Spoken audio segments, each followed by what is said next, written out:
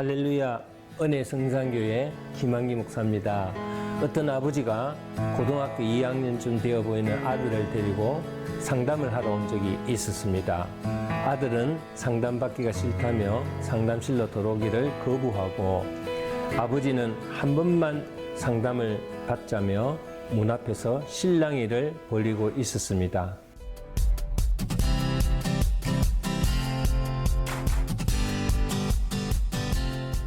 보다 못한 저가 먼저 문을 열고 들어오라고 권유하는 바람에 억지로 두 부자지간을 상담하게 되었는데, 고2, 중3 아들 둘을 두고 있는 아버지가 큰아이 문제로 인해서 상담하러 왔다는 것입니다.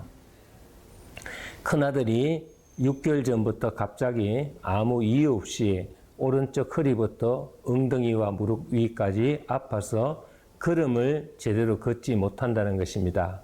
그러다가 통증이 차츰 줄어들어서 보행에는 지장이 없는데 오른쪽 목과 오른쪽 팔꿈치가 많이 아프다고 해서 기도를 받으러 왔다는 것입니다. 저는 먼저 병원 치료는 받았는지 질문하고 병원에서는 변명이 뭐라고 하는지를 물어보았습니다. 의사 말로는 강직성 척추염이 아닌가 하던데, 변명이 문제가 아니라 이 병의 원인도 모르고 치료 방법도 없다고 하더라는 것입니다. 그래서 통증을 완화하는 약과 근육 이완제를 주면서 차도가 없으면 일주일 후에 다시 한번 오라는 말을 듣고 기도를 받으러 저를 찾아왔다는 것입니다. 이야기를 들어보니 문제가 조금 심각합니다.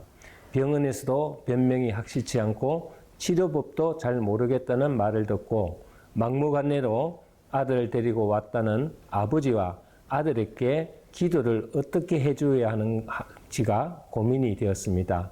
일단은 하나님께 잘 치유하게 해주시고 하루속히 회복될 수 있도록 간구한 후에 돌려보냈는데, 며칠 후 또 찾아와서 그때 기도받고 상당히 좋아졌다고 하면서 다시 한 번 더 기도를 부탁하였습니다. 저는 기도 후에 그 학생과 아버지와 마주 앉아서 조금 대화를 나누면서 몇 가지 중요한 정보를 얻게 되었습니다.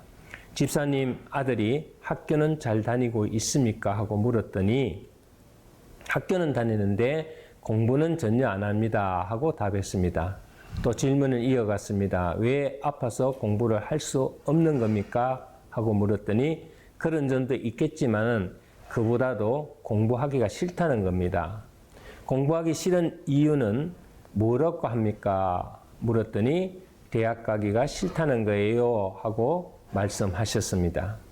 공부하기 싫어하는 아들과 어떻게 하든지 대학을 보내려는 아버지의 애틋한 마음이 보였습니다. 또 목숨을 잃지는 않을 병이라지만은 간절히 여기저기 굳어져서 못 쓰게 되면 어떻게 살아갈 것인가. 이 와중에도 공부 걱정하는 아버지의 마음, 그것은 자식을 키워보지 않은 사람은 잘 모를 것입니다.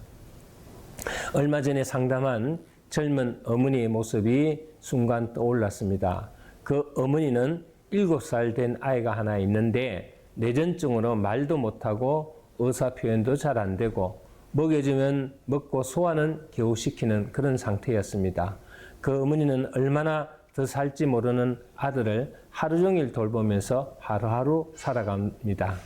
이제는 흘릴 눈물도 없다며 어두운 표정으로 기도를 받던 그녀는 결국 오열을 터뜨리며 하나님 앞에 대성통곡하는 안타까운 모습을 보였습니다. 저는 그 어머니에게 할 수 있는 말이 하나도 없었습니다. 그저 안타까운 마음으로 하나님께 기도할 수밖에 없었습니다. 이번 역시 고2 아들의 아버지께 제가 할 수 있는 일은 하나도 없고 그냥 안타까운 마음으로 아버지를 잠깐 내보내고 학생을 좀 위로해 주려고 대화를 나누는데, 그 결과 학생의 진짜 아픈 이유를 알게 되었습니다. 아들에 대한 아버지의 집착이 너무 강해서 아들이 느끼는 부담감이 크다는 것입니다. 자기는 자기가 하고 싶은 일이 있는데 그것은 요리사가 되고 싶다는 것입니다. 그런데 대학 입학밖에 모르는 아버지의 완고한 고집에 자신의 주장이 관철되기는커녕 오히려 공부 안 한다는 아버지의 말에 스트레스를 받아 자기가 아프다는 것입니다. 즉 육신의 고통이 아니라 마음의 고통이 육신으로 반영되어 나타난 것이죠. 저는 잘하면 이 학생의 병이 나아질 수도 있겠다는 희망이 보였습니다. 그동안 병은 의사의 진단대로 병원에서도 고치기 힘들다는 말에 눌려서 저 자신도 모르게 포기했던 믿음에 대한 회개를 주님 앞에 했습니다. 그래서 이 학생은 몸이 아픈 것이 아니라 대학을 보내려는 아버지의 강요와 압박감에 의해 생긴 마음의 병이구나 하는 확신이 학생과의 대화에서 확실히 알 수가 있었습니다. 그래서 저는 학생에게 이런 제안을 했습니다. 자네가 지금 앓고 있는 병은 육신의 병이 아니라 압박감으로 인한 마음의 병이 육신으로 나타난 것이다. 내가 시킨 대로 하면 너의 병도 낫고 내가 하고 싶은 일도 이루어질 수 있도록 기도할게, 알았지? 하였더니 학생의 눈이 크게 떠지면서 정말 그렇게 될 수 있겠습니까? 하는 것입니다. 내가 아버지를 설득해 볼 테니 너는 그렇게 되게 해달라고 하나님께 열심히 기도해라, 알았지?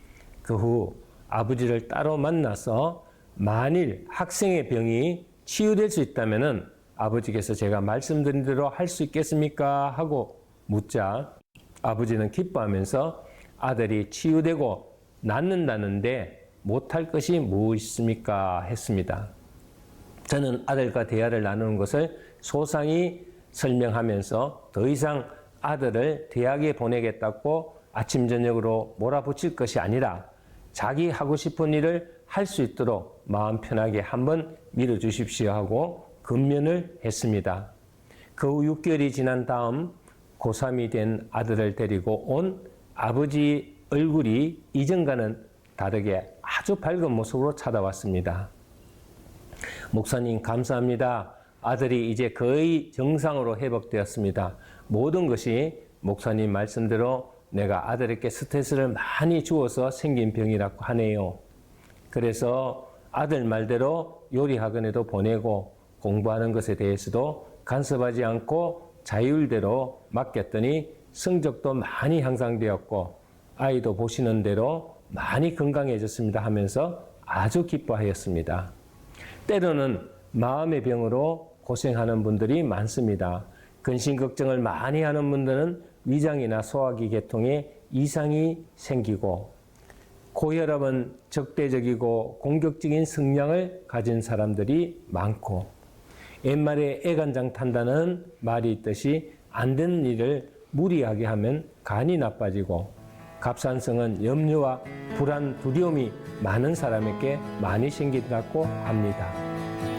이와 같이 마음의 고통과 불안 등으로 이름 모를 병으로 고생하는 분이 많습니다. 항상 마음을 기쁘게 즐겁게 가지고 마음 관리를 잘 하여서 건강하고 행복한 삶을 살아가시기를 주의 이름으로 축원합니다. 감사합니다.